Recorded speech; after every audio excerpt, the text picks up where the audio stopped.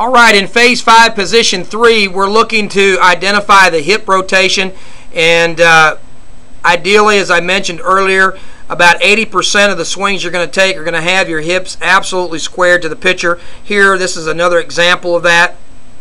Another 20% are going to be based on pitches. The further away the pitch is from the center of the plate away, the more your hips are required to open up, because opening the hips is actually pulling them through, and you pull them through on pitches that are typically middle in, and so the other 20% would be away from you. Now, one of the points that we want to emphasize here, particularly as you're trying to grade this particular position in the process, you want your hips to be as close as you see them here, obviously, as the bat head is coming to a resting position.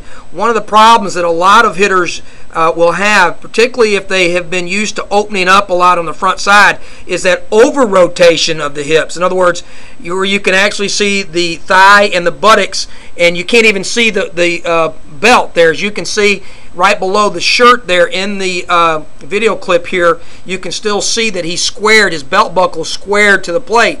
But if a player has been prone to opening up, and his buttocks and his thigh come a little bit further, and you would have noticed probably the backside dragging as the bat head comes to a resting position. If he's in that over-rotated position where you can't even see the belt buckle, and he's brought his backside facing you from this angle, then you got to score that in as an incorrect process and score it negatively.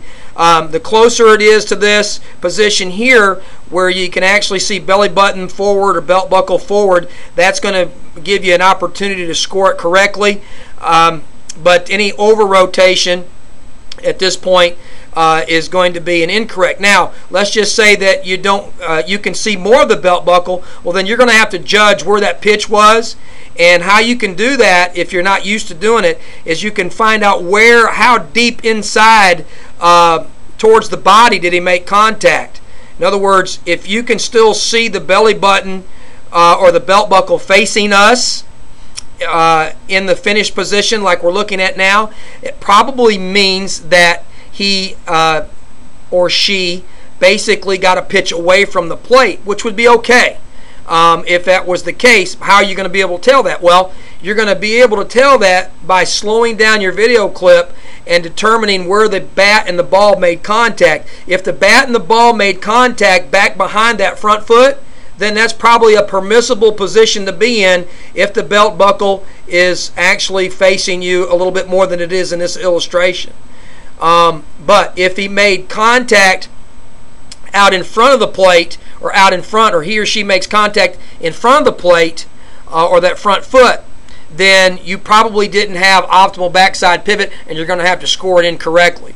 So ultimately what you see here is the best resting position with the hips squared. There is, of course, the variation I talked about. 80% are going to look like this, and the other 20% are going to be where you probably hit the ball deeper, as I just explained. That would be from the foot back towards the catcher.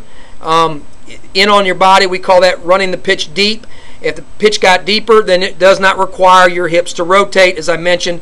And of course, the one thing you really want to watch out for, particularly from the younger hitters again, is the over-rotation of the hips, and we don't want that. So I hope that helps give you an idea of what we're looking for with the hips in the final resting position in phase 5 and position 3.